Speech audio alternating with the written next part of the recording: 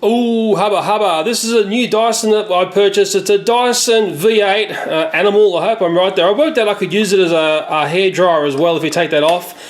The Dyson 59 failed because the charger failed, and maybe I can show you I can still charge it on the charger of this if I sort of jag it in right, if I remember to show you. I've got a Huntsman Spider. Let's deal with a Spidey. Warning.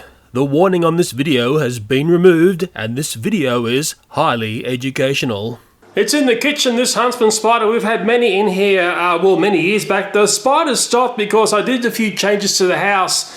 Number one change was I filled the gap up that was in the ceiling area there. And number two was, and I had to pop outside to show you, we put new windows in the house and we properly sealed the windows to stop critters from crawling in. I'm back inside now, and the Huntsman Spider, it's only a small one, but we've got to get it, is right there, right in the middle of screen. Now this Dyson is a fair bit more powerful than the Dyson DC59, which is actually a gift from the Dyson people. I don't seem to get gifts anymore from companies, so that's telling me a lot about what they think about what I do. Oh yeah, listen to that. Let's get that Spidey, eh? These spiders can move lightning fast. I got the Dyson ready to pounce in there. I'll turn it on and I'll do a countdown. 3, 2, 1. I hope that I've got it. Whoa!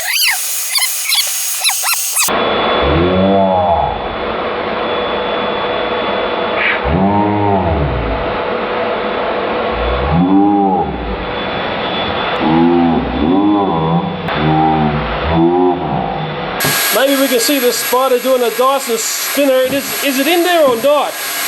Maybe the only way to really find out is to open it up. I've got a sheet of paper here to extract the dust from the Dyson.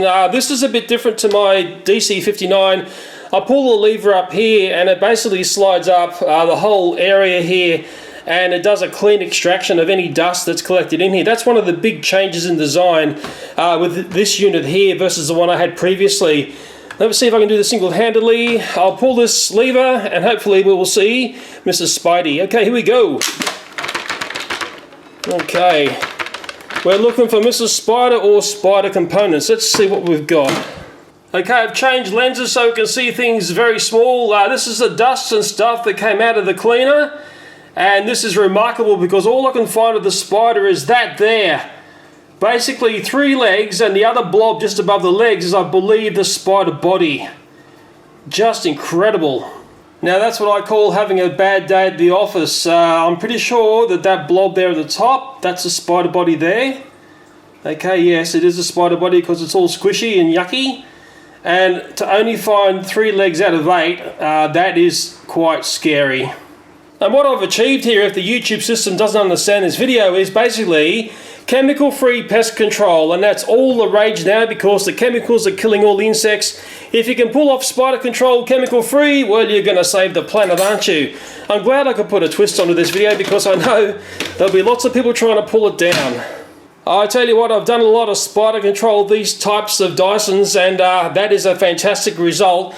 Let me get this back into its charging dock and let me show you how I can put the DC59 into the V8's charging dock.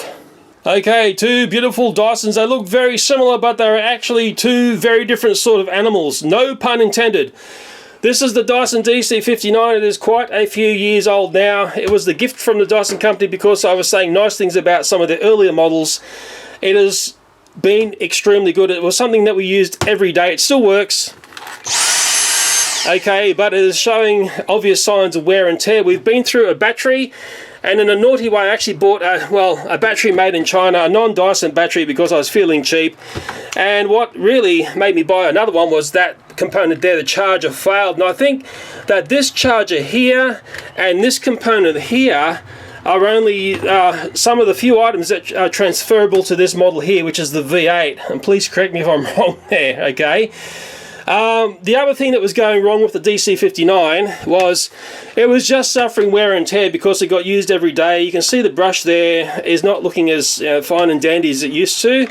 But that's what happens when you use these machines. I think I could have bought this section here, that brush component there, And really, well, I was getting a bit behind the times because Dyson keep changing things and making things better. This is the V8's motor head, and look how bigger that is there versus the one that was a few models before.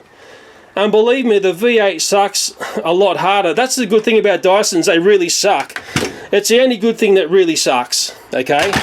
I'm sounding like an ad, but I'm not, because I paid for this. I waited for the price to hit the right price point, and then they sell like that. It was actually at Myer, Hornsby. I bought this one, and I think I put up on my Google reviews, it was pictures of me buying this, and my son had it in the bag and whatnot.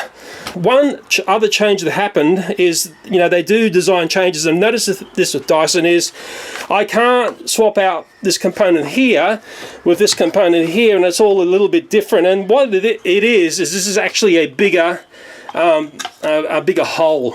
Okay, so that means we're getting more air. So look, it's a good thing, but you know, sometimes it's nice if you can use things from previous models, because, well, that's the way we can save the planet, isn't it? Let me show you how I can charge this one up in the charging bay for that one there.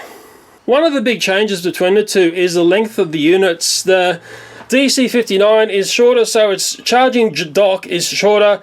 The V8 here is a bit longer, but I worked out that I could jag this up into the V8's charging dock, and I might have to put the camera down to show you my full method here.